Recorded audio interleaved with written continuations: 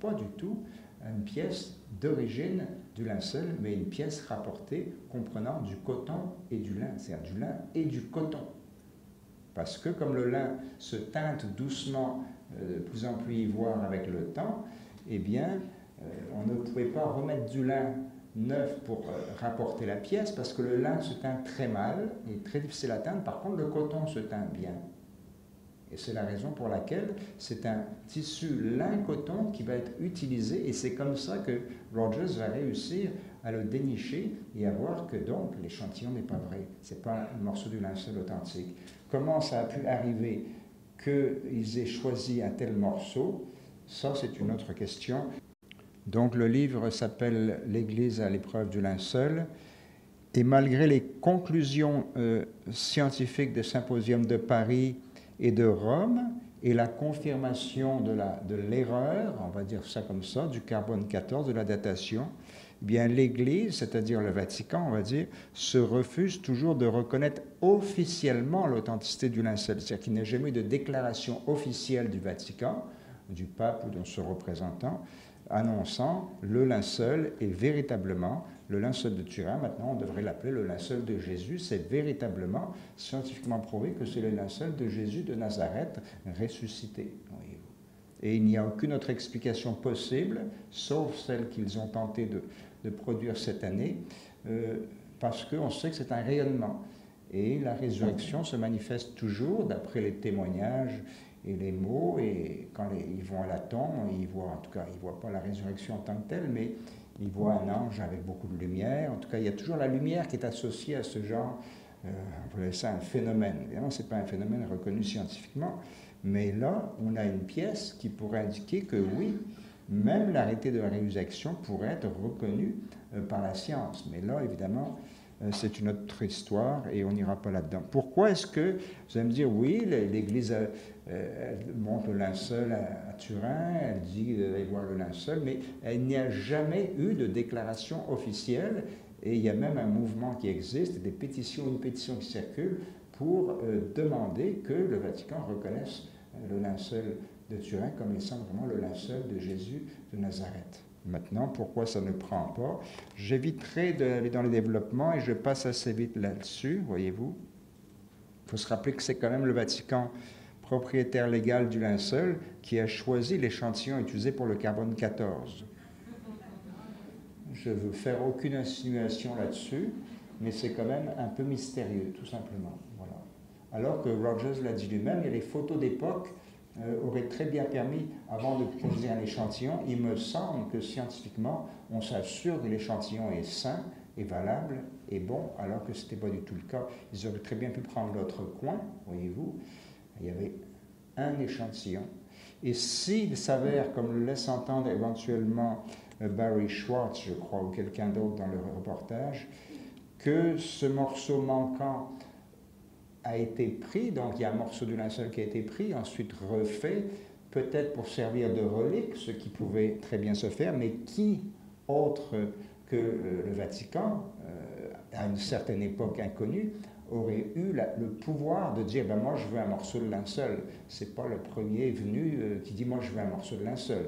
Donc peut-être même que dans les annales du Vatican, il y a une trace de cet événement, et du fait qu'effectivement, il y a un morceau qui a été utilisé comme relique et pris comme relique, parce qu'à l'époque, au Moyen-Âge, il y a des papes qui ont vu le linceul et ont dit c'est un vrai. Mais c'était un acte de foi, et sans doute très sincère et très, très pur dans la sincérité, mais qui n'avait pas de démonstration scientifique. Alors qu'aujourd'hui, voyez-vous, seulement au XXe siècle et XXIe siècle a-t-on la possibilité d'avoir cette confirmation scientifique.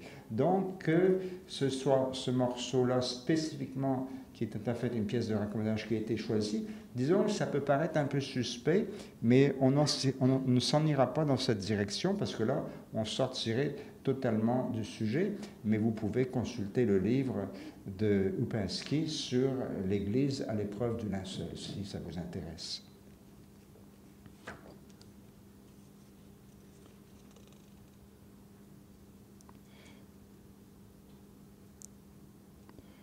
Bien sûr, de reconnaître officiellement l'authenticité du linceul, je pense que ça pourrait être utile pour beaucoup de gens, voyez-vous, qui sont dans un doute ou une incertitude ou une incroyance, peu importe, voyez-vous.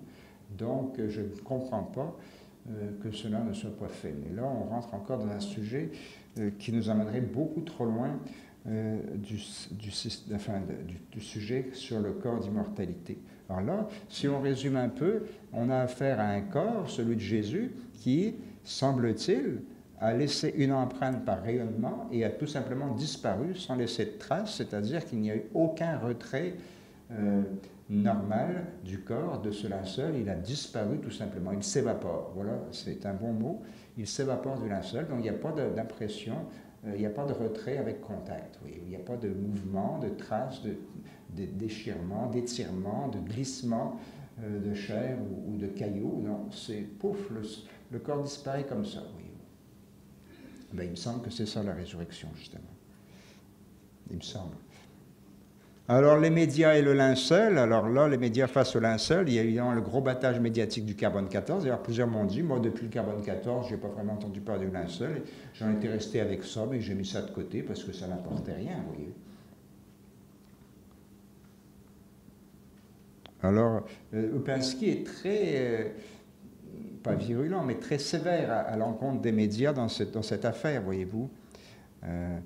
Les résultats scientifiques des symposiums de Paris et de Rome, 89-93, sont mentionnés, puis ensuite rapidement dilués et oubliés, et dilués dans les polémiques, alors que le carbone 14, ça a été un vrai matraquage médiatique, voyez-vous. Tandis que les autres affaires, ça a été mentionné rapidement, mais ensuite dilué dans les polémiques sans fin et sans fond, dit Upinski. C'est ça la confusion. Il y a, voyez-vous, la vérité, je recite cette phrase de Francis Bacon, voyez-vous, la vérité émerge plus facilement de l'erreur que de la confusion. Nul doute. Et là, c'est la confusion qui est entretenue. Il y en a même qui entretiennent encore l'histoire que le carbone 14, c'est ça, et puis que c'est un faux médiéval. Alors, ils sont en retard, voyez-vous. Ils ne sont pas du tout à jour. Mais ils ne sont pas à jour parce que sans doute, ils ne veulent pas être à jour. Parce que, écoutez, avec tous les moyens que l'on a aujourd'hui, avant de parler de linceul, il faut quand même s'informer, voyez-vous. Et quand on s'informe, eh bien, on sait, voyez-vous. Depuis une trentaine d'années, les médias continuent à ressasser dans l'esprit des gens cette datation au carbone 14, pourtant prouvée fausse par les scientifiques honnêtes.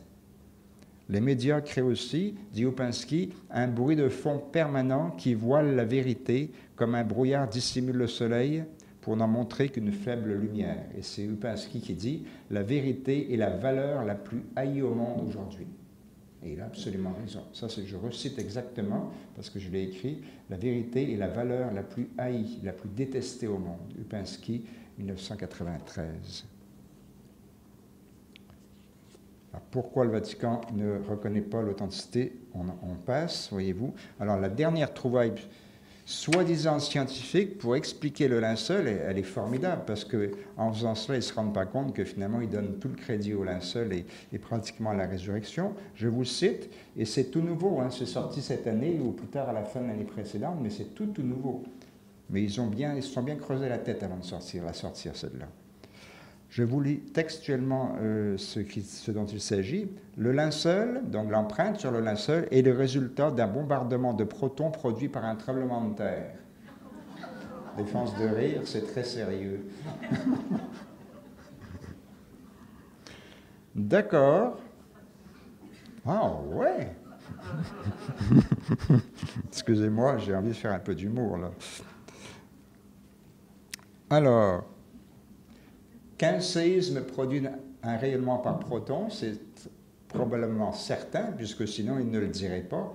Oui, il ne risquerait pas de dire que non. Un séisme, ça peut produire un rayonnement de protons, donc pour quelque raison que ce soit, ça secoue les atomes, on va dire, et puis c'est bon, quoi. Ça fait des protons. Et ça bombarde, et ça peut laisser une trace. En laboratoire, on peut reproduire une empreinte probablement sur un tissu par un bombardement de protons. Mais il faut comprendre une chose d'abord, c'est que l'intensité d'un rayonnement de protons en laboratoire n'est pas nécessairement la même que l'intensité d'un rayonnement sur un tremblement de terre, qui est certainement beaucoup plus diffuse. Mais ça, il ne donne pas les détails. Il donne pas... Alors, il y a un scientifique, c'est une espèce d'énoncé, justement, qui fait partie de ce brouillage et de ce bruit de fond. Alors, vraiment, il y a des gens qui sont hostiles à connaître la vérité, voyez-vous. Alors là, c'est plus de la science. Là, on fait de l'idéologie. C'est ce que je mets dans le site Alpha Science, avant même d'être tombé là-dessus, toute cette affaire. C'est une déclaration qui n'est pas scientifique. Pourquoi? Alors, ici j'ai pris quelques notes et j'ai bien réfléchi, parce que j'en ai même pas parlé dans la conférence du mois de mai, parce que j'en avais pas entendu parler de cette affaire de tremblement de terre encore. C'est tout récent. Ce qui est intéressant, c'est que là, on va dire, c'est parce qu'on sent qu'il y a de l'opposition, là, c'est pas très sérieux, on dirait, voyez-vous, reconnaissent maintenant qu'évidemment le linceul n'est pas le produit d'un faux, d'une peinture ou d'un faussaire, parce que ça prend un rayonnement de protons maintenant. Ah, ça devient intéressant, parce que là on reconnaît qu'il y a un rayonnement donc de particules, un rayonnement à énergie très élevée, sans que ça brûle, mais que ça produit quand même un effet sur le tissu, produit par un rayonnement. Donc c'est plus une peinture, et puis c'est un rayonnement de séisme qui a eu lieu au 1er siècle. Bon, on sait que le carbone 14, eux aussi, ils sont obligés de le reconnaître. Le carbone 14 passe à la casserole, comme on dit. Le faussaire, ça fait longtemps, lui, qu'il est passé à la casserole. Voyez-vous? Au moins, ils sont obligés de reconnaître que l'image du linceul est l'effet d'un rayonnement. Deuxièmement, la probabilité, mais ça on est en probabilité, mais on va aller plus loin que ça, la probabilité qu'un tremblement de terre se soit produit à cet endroit et au moment même où le corps de Jésus était allongé dans le tombeau, alors c'est intéressant, ils sont rusés. Effectivement, même les textes classiques évangéliques parlent d'un tremblement de terre au moment où Jésus rend l'âme. Dans son dernier soupir, un tremblement de terre. Mais on n'entend pas parler de tremblement de terre pendant qu'il est dans son tombeau. Ce corps est dans son tombeau. Ensuite, dans un des évangélistes, dans un des évangiles, on dit que lorsque, je ne sais plus si c'est les saintes femmes ou Jean et Pierre qui arrivent, là il y a un ange qui apparaît et puis là il y a un tremblement de terre. Mais à ce moment-là, le corps est déjà plus là de toute façon. Donc, tremblement de terre au moment où le corps est là, bon d'accord, c'est possible, on n'a pas la preuve absolue que c'est faux, mais prouver que c'est vrai, c'est assez difficile. Disons que c'est une possibilité, mais c'est tout.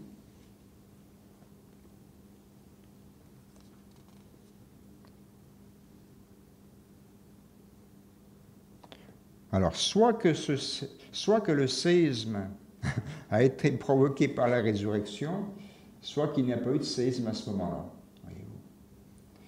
Ensuite, on n'a jamais vu dans toute l'histoire de l'humanité qu'un séisme ait imprimé l'image d'un cadavre sur un linceul. Comme par hasard, ça se trouve être l'image qui correspond exactement à la description des tortures que Jésus a subies, description des évangiles, donc des textes historiques, même si ils ont été traduits un peu, mais au moins le fond est là. Donc, comment ça se fait que ce soit juste le corps de Jésus qui soit dans cette situation-là au niveau du linceul? Voilà. On n'a jamais vu des mémoires d'hommes un séisme impressionner un linceul ou n'importe quel tissu. L'intensité du rayonnement de protons émis en laboratoire est largement supérieure à l'intensité produite par un séisme. On ne rapporte aucun séisme durant la période où le corps de Jésus est dans la tombe, et voici la preuve scientifique qui démolit l'affaire du séisme. Même supposons, alors on va supposer que leur postulat, ou leur hypothèse plutôt, est valable, et qu'effectivement, ce soit un séisme qui ait produit l'image pendant que le corps de Jésus était encore dans le linceul. D'accord? Alors on va dire, supposons que ce soit produit la veille de la résurrection. D'accord, il y a une image. Mais comment expliquer la pression retrait sans contact? On ne peut pas enlever le corps du linceul. Il disparaît sans laisser de traces de retrait. Donc, nécessairement, c'est le corps lui-même qui a provoqué l'image sur le linceul, CQFD. Et donc, vous voyez que la preuve de l'impression par retrait sans contact, sans contact, voyez-vous, du corps, est fondamentale. Et c'est Upinski, ça, qui l'a déniché, celle-là. Parce que même si un tremblement de terre avait produit un rayonnement qui aurait donné une impression du corps sur le linceul, il faut toujours bien que le corps sorte du linceul. Voyez-vous, Jésus n'est pas sorti avec un linceul sur la tête. Et la seule façon, puisqu'il n'y a pas de trace de retrait du corps, de mouvement, le moindre mouvement millimétrique du corps, voyez-vous, eh bien, quand Jésus bouge et sort de son linceul, ce n'est plus un corps matériel avec du sang et tout ça. C'est déjà un corps lumineux. Et donc, c'est la preuve que ça ne peut pas être provoqué par un séisme. Voilà pour l'histoire du tremblement de terre. Mais elle est bonne, celle-là, je dois dire qu'ils ont dû réfléchir assez longtemps, mais ça ne passe pas la preuve, voyez-vous. Alors, la conclusion de toute cette histoire de linceul, eh bien, les études scientifiques sérieuses, libres de tout préjugé, libres de toute idéologie, libres de toute manipulation. Les études d'analyse, synthèse, antithèse, synthèse prouvent que le linceul de Turin est absolument authentique, qu'il est bien un linceul ayant enveloppé un corps humain du 1er siècle, et les corrélations entre les descriptions des textes classiques, historiques, canoniques du 1er siècle appelés évangiles décrivent exactement ce que l'on trouve sur le linceul, ou ce qu'il y a sur le linceul correspond exactement au niveau anatomique, au niveau des blessures, des plaies, du coup de lance, etc., etc., etc., etc., à Jésus de Nazareth. Autrement dit, la conclusion du symposium, des symposiums de Paris, des symposiums de Nice, des symposiums de Rome, des symposiums scientifiques, pas des symposiums religieux, eh bien, confirme l'authenticité scientifique du linceul indéniablement prouvée, en dépit de toutes les oppositions qui sont évidemment monumentales pour des raisons idéologiques et plurireligieuses. Et il n'y a pas d'autre chose à rajouter. C'est ainsi, ce sont des faits. Que le linceul soit authentique ou non n'aurait rien changé à la croyance, voyez-vous, à la foi de ceux qui ont la foi. Mais s'il est authentique, et puisqu'il est authentique, eh bien, on doit le dire, et pas faire semblant qu'il ne l'est pas, ou traiter cela comme quelque chose de peu important, ou avec indifférence, ou avec nonchalance. Non, les choses doivent être claires, et cela est clair. Ce linceul de Turin est authentiquement le linceul qui a enveloppé le corps de Jésus de Nazareth, qui s'est dématérialisé de ce linceul, point à la ligne, point barre, point final.